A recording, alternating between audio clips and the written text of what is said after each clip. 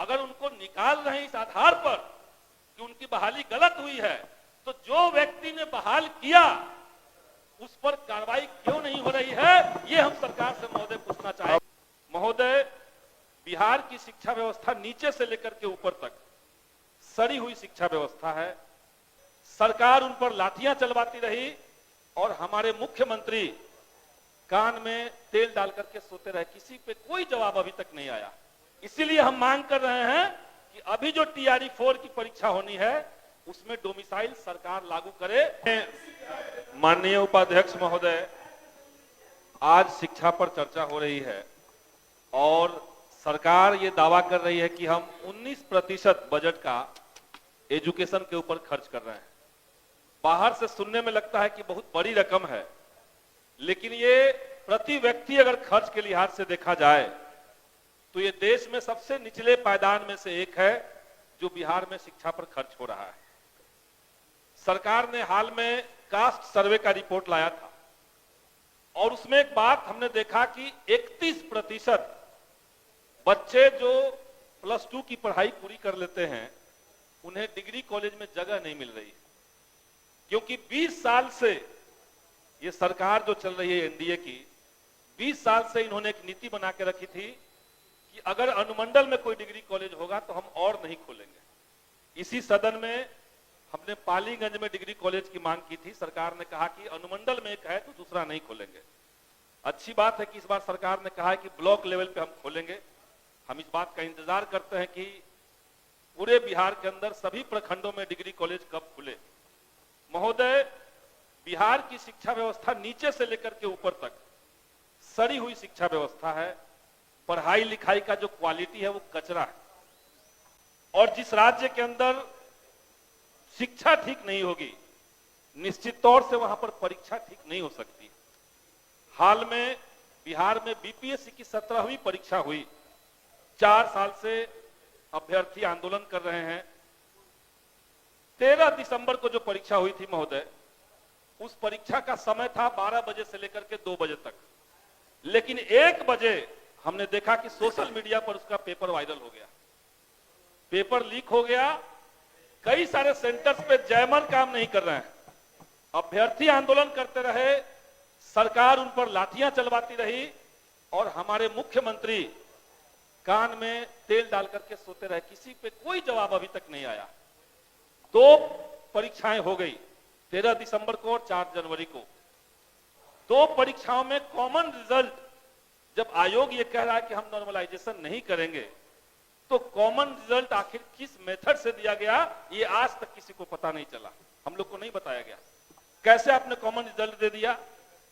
13 दिसंबर की परीक्षा में जितने बच्चे बैठे उसमें से 6% बच्चे उत्तीर्ण होते हैं, लेकिन 4 जनवरी की परीक्षा में जो बच्चे बैठे उसमें 20% उत्तीर्णता का प्रतिशत है। महोदय, ये इतना बड़ा गैप कैसे आ गया? यानी शुरुआत से लेकर के अंत तक मल्टी लेयर्स गड़बड़ियां बीपीएससी की परीक्षा में हुई है, और इसलिए हम सरकार से कहेंगे कि उस परीक्षा को रद्द करके आप री एग्जाम कराइए।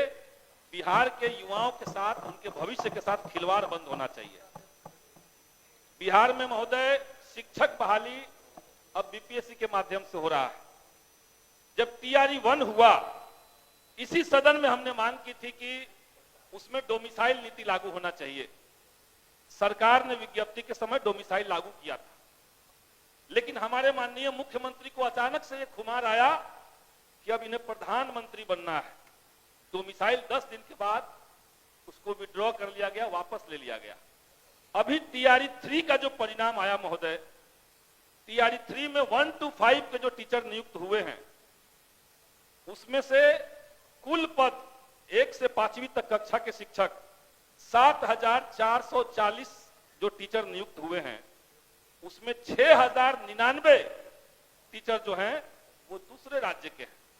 आप समझिए कि ये जो आंकड़ा बिहार के अंदर आ रहा है, बगल में झारखंड के अंदर डोमिसाइल लागू है, पश्चिम बंगाल, उड़ीसा, उत्तर प्रदेश, हरियाणा, हिमाचल प्रदेश, तमिलनाडु, महाराष्ट्र, मध्य प्रदेश, इतने राज्यों के अंदर जब डोमिसाइल लागू है तो बिहार के अंदर बिहार के युवाओं के रोजगार की संभावनाओं बढ़ाने के लिए यहां डोमिसाइल लागू क्यों नहीं? ये हमने सरकार से विधानसभा के अंदर लिखित में सवाल पूछा, सवाल कैंसिल कर दिया गया। तो आप बिहार के युवाओं के साथ आखिर ऐसा कब तक नाइंसाफी करेंगे? इसीलिए हम मांग कर रहे हैं कि अभी जो टीआरई 4 की परीक्षा होनी है उसमें डोमिसाइल सरकार लागू करे। ये जो विभत्स आंकड़े आ रहे हैं बिहार के अंदर, ये खिलवाड़ बिहार के युवाओं के साथ बंद होना चाहिए। एक शेर है महोदय कि वो जो बेचते थे दर्दे दवाए दिल, वो अपनी दुकान बढ़ा गए। सरकार ने कहा कि हम टीआरई 3 में 87,774 पदों पर बहाली करेंगे। अभी 2 दिन पहले उसकी जो ज्वाइनिंग हुई है 51,300 कुछ पद पर ज्वाइनिंग करवाया गया। 10,000 से ज्यादा बच्चे ऐसे हैं जिन्होंने परीक्षा के दौरान अपने फॉर्म में प्राथमिकता दिया था कि हम किस में ज्यादा मेरा चॉइस है, तो प्राथमिकता आपने ले लिया, लेकिन एक ही बच्चे का आपने 3-3 जगह रिजल्ट दे दिया है। झांसा दे रहे हैं आप बिहार में रोजगार के नाम पर, और बड़ी संख्या में बच्चे जो हैं वो कट ऑफ के अंदर आकर के केवल एज के चलते या एक नंबर से बाहर हो गए।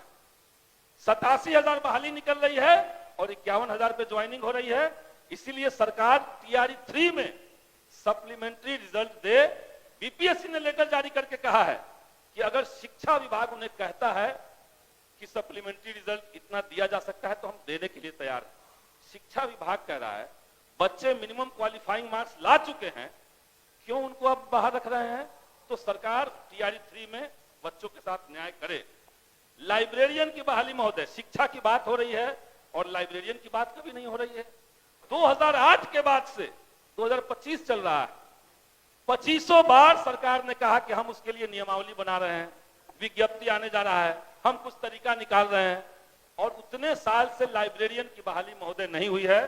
बिहार के अंदर लाइब्रेरियन की बहाली, भ्रष्टाचार बिहार के विश्वविद्यालयों का बड़ा प्रमुख सवाल है महोदय। पाटलिपुत्र विश्वविद्यालय, यहां पे बिहार यूनिवर्सिटी एक्ट 1976 उसके एक्ट का उल्लंघन करते हुए कई जगह पे प्रिंसिपल की नियुक्ति गलत तरीके से की गई है। Maltidhari college Naubatpur, Ramkrishna Dwarika college Patna, BD college Patna, सरकार का एक्ट कहता है कि उसी कॉलेज का जो सीनियर एसोसिएट प्रोफेसर होंगे, अगर यूजी की पढ़ाई हो रही है तो सीनियर एसोसिएट प्रोफेसर वहां के प्रभारी प्रिंसिपल बन सकते हैं। लेकिन पैसा के खेल से एक ही कॉलेज से निकाल करके पैसा तसीलते हुए सारे कॉलेज में इस तरह के प्रिंसिपल बना दिए गए हैं, और गलत प्रिंसिपल एक बार बन जा रहे हैं। गलत व्यक्ति को अगर आप प्रिंसिपल बना देते हैं तो उस कॉलेज में लूटपाट शुरू हो जा रही है। अभी बिहार के अंदर बाकी विश्वविद्यालयों में ठीक हो चुका है, लेकिन पाटलिपुत्र विश्वविद्यालय में बड़े पैमाने पर इस तरह की धांधली हो रही है महोदय। टीचर का ट्रांसफर का एक महत्वपूर्ण सवाल इस सदन में चर्चा हुआ था। 2020 के सेवा शर्त नियमावली में सरकार ने कहा कि हम करेंगे, तब से अभी तक सॉफ्टवेयर खेला जा रहा है महोदय। कम से कम महिलाओं को और दिव्यांग टीचरों को आप तत्काल गृह जिला में उनके चॉइस के अनुसार, ताकि वो अच्छे से पढ़ाई कर सके, आप ट्रांसफर करवाइए। बिहार के अंदर महोदय अभी सरकार ने कहा कि हम सारे प्रखंडों के अंदर डिग्री कॉलेज खोलेंगे। आपके पास पहले से टीचर कम है, कॉलेज के अंदर 40% फैकल्टी के पोस्ट खाली पड़े हुए हैं। ये बहाली हो जाएगी, इसके बावजूद की हम बात कर रहे हैं। आपके पास पहले से पोस्ट खाली है, आप डिग्री कॉलेज खोलने की भी बात कर रहे हैं। तो जो गेस्ट टीचर हैं जिनका अपॉइंटमेंट यूजीसी रेगुलेशन के मुताबिक हुआ, रोस्टर का पालन करते हुए हुआ, बिहार सरकार ने 1984 में उनको परमानेंट भी किया था, बगल में उड़ीसा ने किया, हिमाचल प्रदेश ने किया। तो बिहार के अंदर अभी जो गेस्ट फैकल्टी हैं, उन जो 5 से 6-7 साल 8 साल से लगातार काम कर रहे हैं, शैक्षणिक और गैर शैक्षणिक काम कर रहे हैं, उनको सरकार परमानेंट करने का व्यवस्था करे। ये हम सरकार से महोदय माननीय सदस्य, अब आपका समय हो गया है। बस एक बात और कहेंगे महोदय कि इसी सदन के अंदर हमने एक बार और मुद्दा उठाया था। बिहार के स्कूलों के अंदर सरकार ने आउटसोर्सिंग एजेंसी का एक मेथड बनाया था। माननीय मुख्यमंत्री महोदय के बहुत दुलरुआ आईएएस थे के पाठक जी, बगैर टेंडर के महोदय पूरे जिले में एक एक कंपनी को अलॉट कर दिया गया, सारे पोस्ट को अपॉइंटमेंट के लिए भी, सर्विसिंग के लिए भी, सप्लाई के लिए भी कंपनी दे दिया गया महोदय। अब उस तरीके से जो बहाल लोग हो गए, अचानक से हम देख रहे हैं कि उनको निकाला जा रहा है। अगर उनको निकाल रहे हैं इस आधार पर कि उनकी बहाली गलत हुई है, तो जो व्यक्ति ने बहाल किया उस पर कार्रवाई क्यों नहीं हो रही है, ये हम सरकार से महोदय पूछना अब चाहेंगे। आप अपना आसन ग्रहण करें।